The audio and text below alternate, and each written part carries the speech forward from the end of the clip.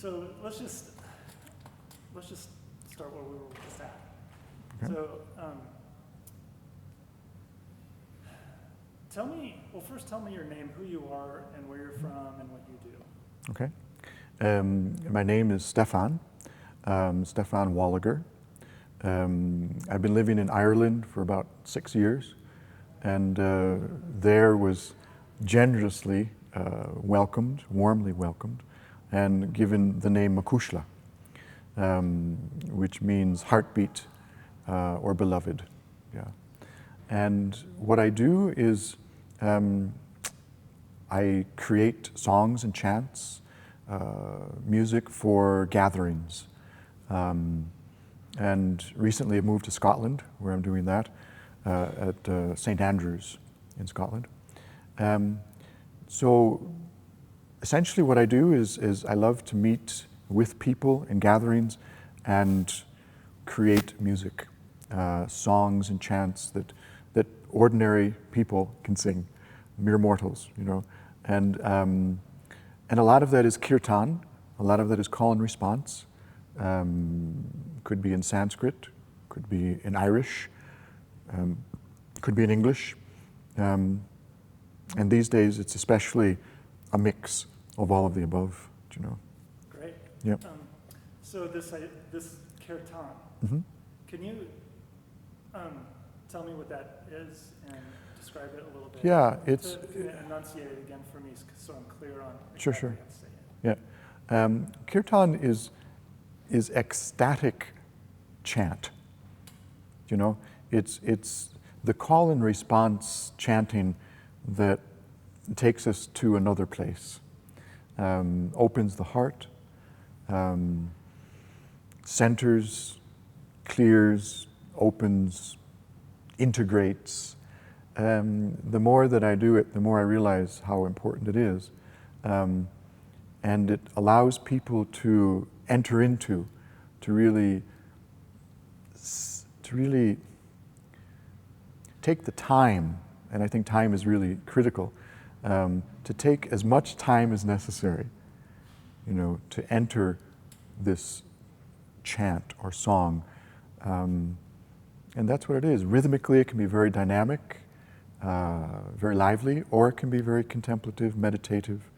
And I think it really can include the whole, what I would call the whole repertoire of the human heart. Yeah. So, as you go around and do Kirtan in different places, you know, what's the purpose behind going out and doing this for you? Joy. Joy. It really is, I think it's creating in a communal gathering, it's creating beauty, and it's creating peace, peacefulness, peace of heart, and it's helping people to just be, really. And in that there's joy, you know. In that sense, you don't have to work at it. It happens. Yeah.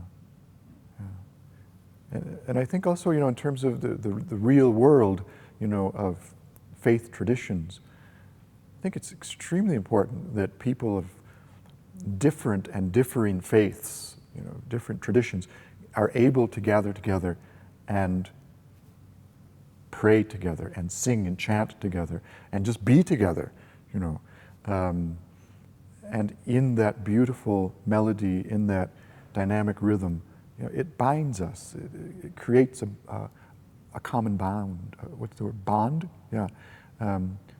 Something that brings us together, and that's very important, you know. You know, as I was filming this today, there was a moment after one of the chants, I think it was one of the grieving chants, Yeah. where you mentioned if we could get, you know, the people after the school shooting Yeah. to do this. Can you talk a little bit about that? Like, Yeah. what is the really value Yeah. of Kirtan? One of my heroes is Robert Bly. And years ago, you know, this great man, Robert Bly, poet, teacher, you know, elder, he was interviewed, this was many years ago, he was interviewed and asked the question about the Vietnam War. The interviewer said, tell us, how are you responding to the Vietnam War? And Robert Bly, being the poet that he is, waited before he responded, checked with himself, and then let out the most blood-curdling scream you can possibly imagine.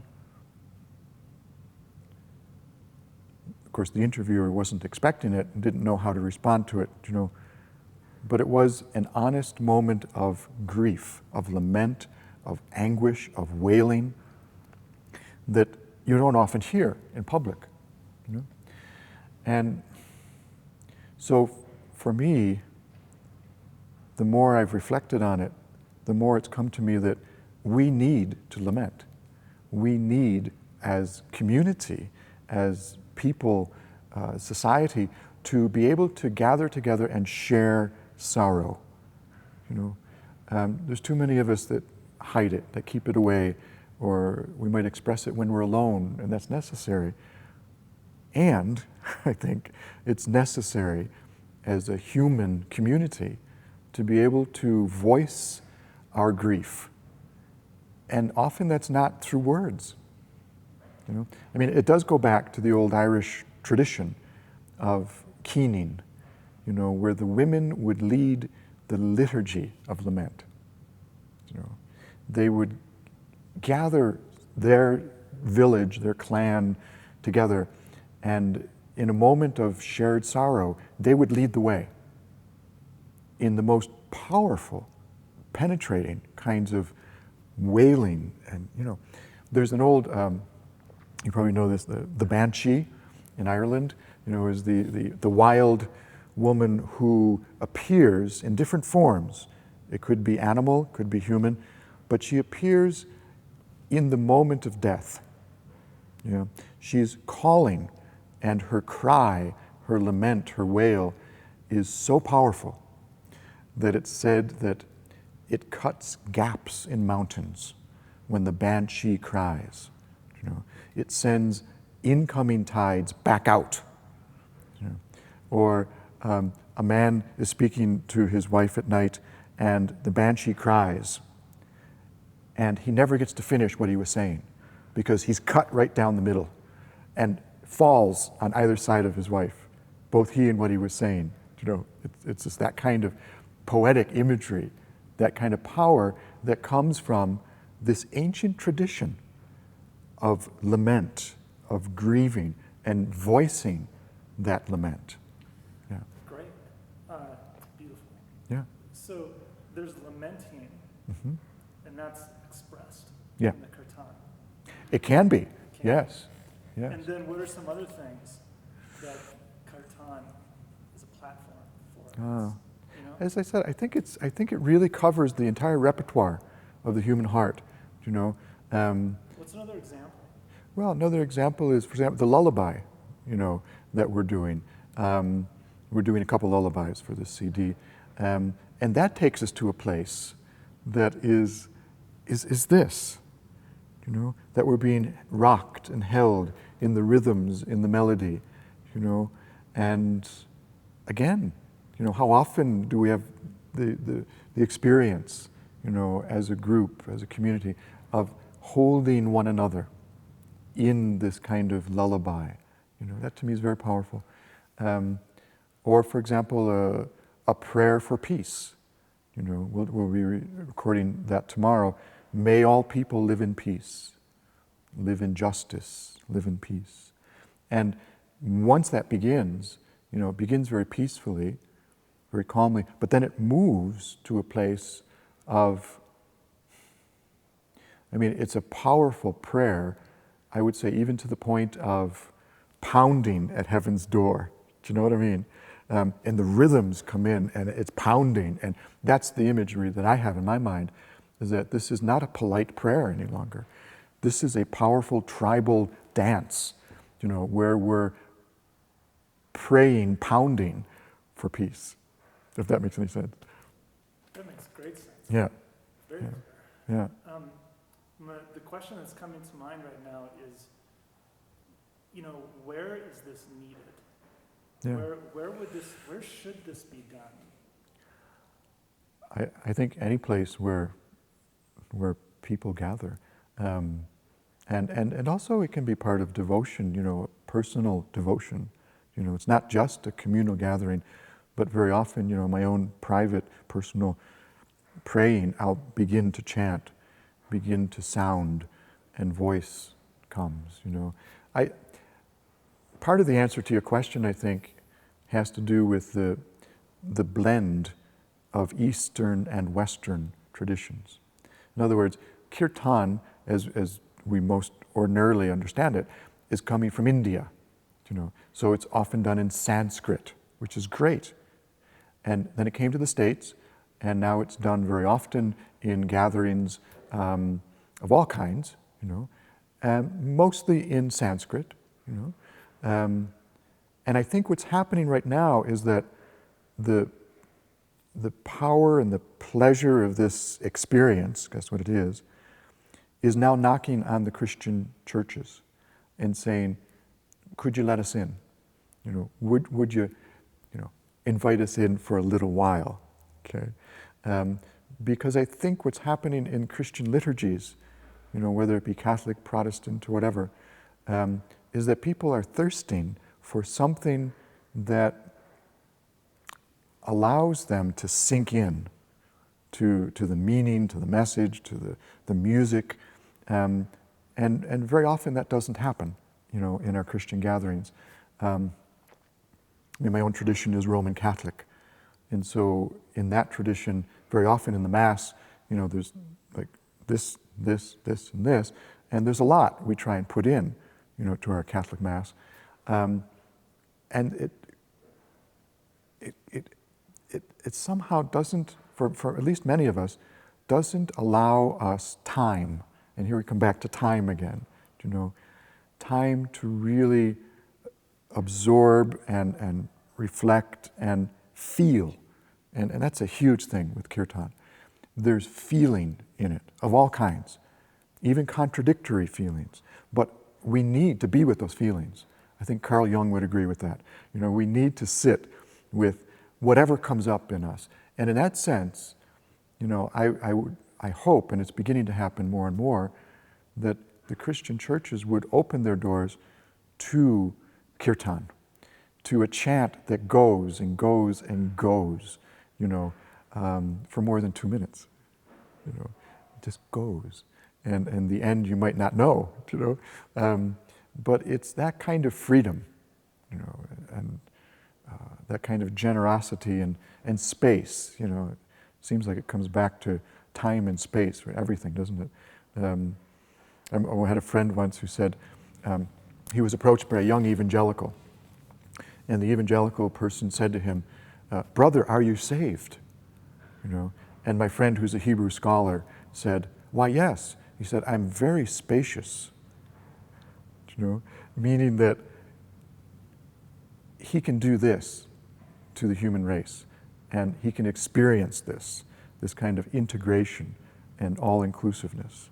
And I think Kirtan offers that because it really is the great welcomer. And yeah, I could go on, but that's a long answer to your short question.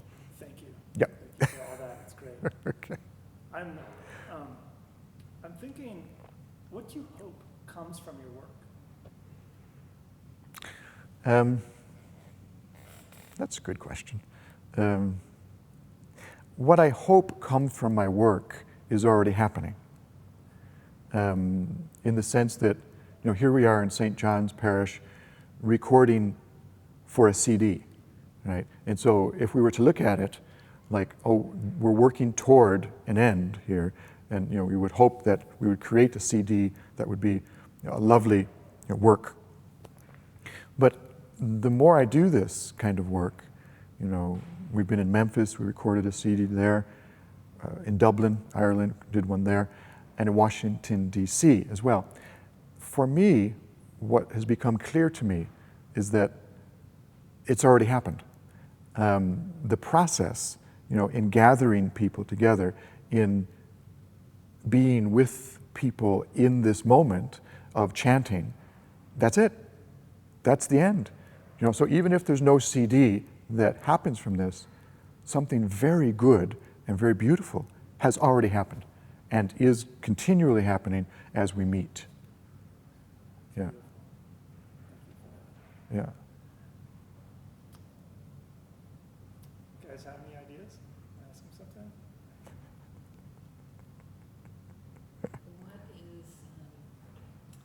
What's on the edge of what you're doing?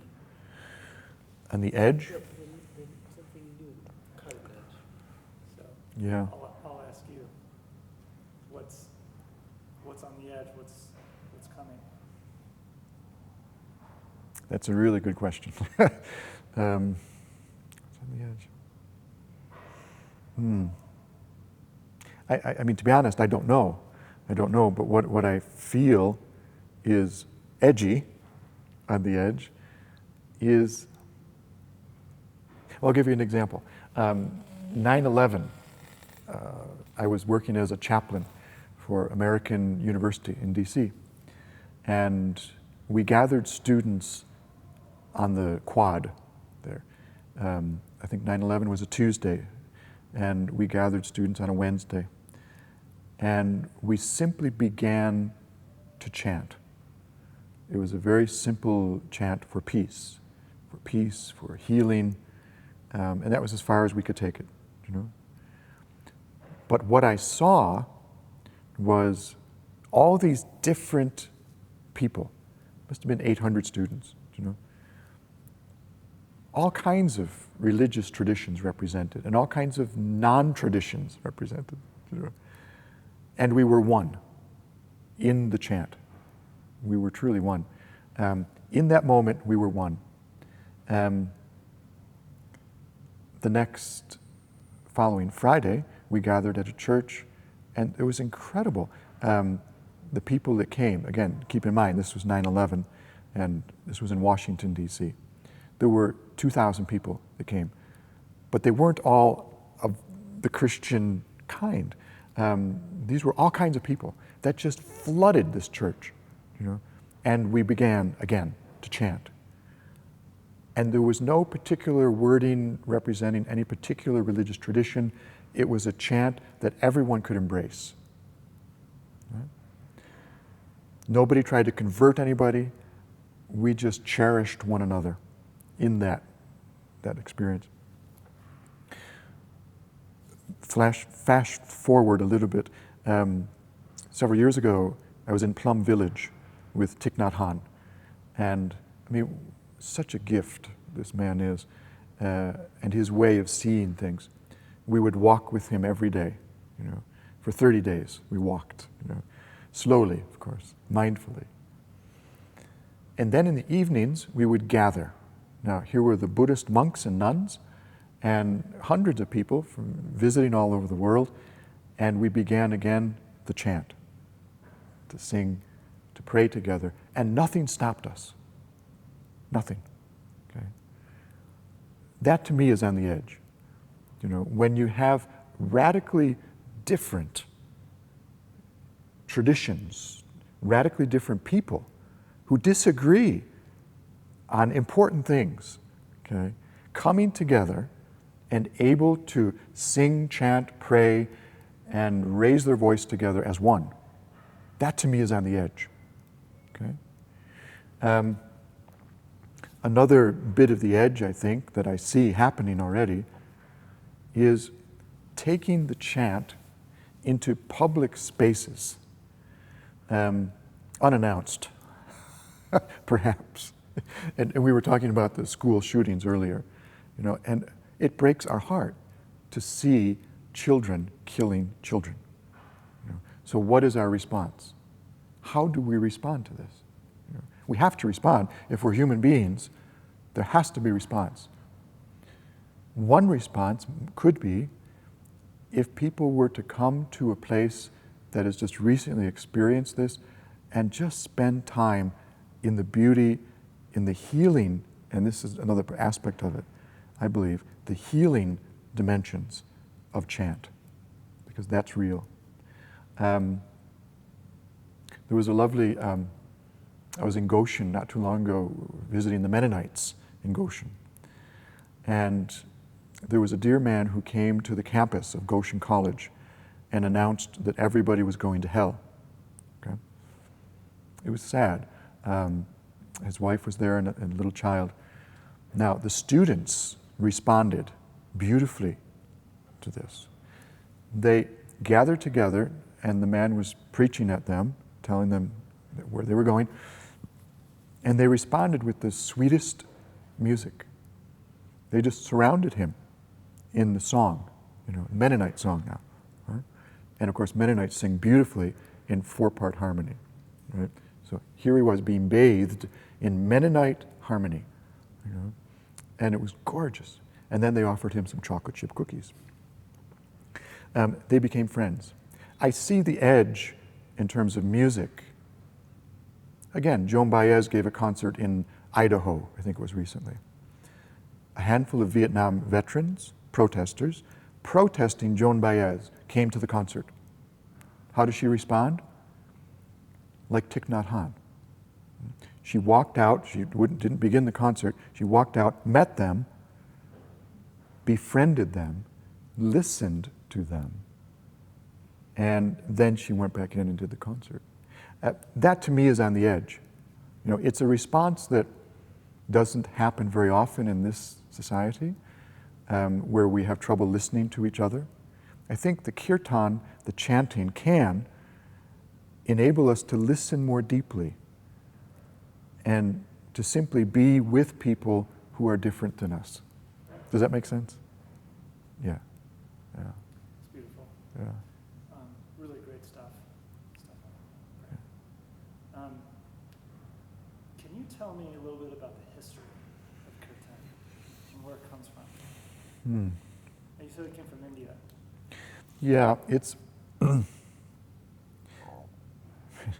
perhaps the world's oldest known religion, from that part of the world. And the earliest bits and pieces that we can detect had this kind of rhythmic call and response in it.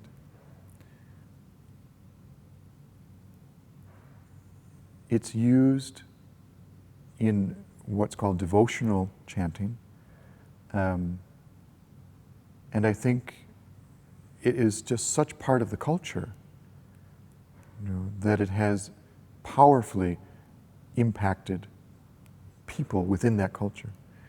Having said that, I think it's also important to note that what we call kirtan, call and response chanting, has been present in every culture, in every place on the earth. Okay?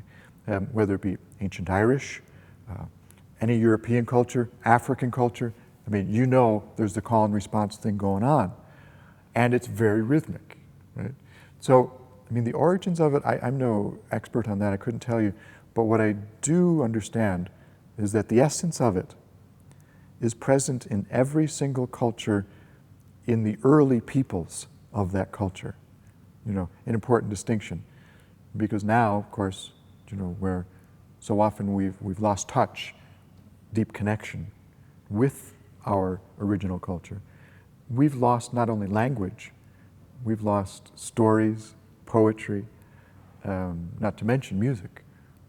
And I think the kirtan is one way for us to access that experience that we all had, centuries and centuries ago, wherever we came from, in whatever tribe or clan that we were a part of. That's all I have. Yeah. Is there anything else that you'd like to say that we haven't talked about? No, I don't think so. Appreciate you priming the pump. No, it was great. Thank you very much. Yeah. Welcome. Yeah. Anything else you guys want to hear?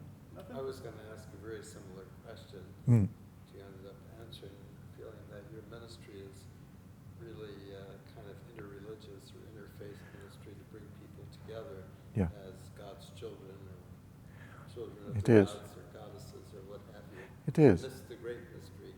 It is. And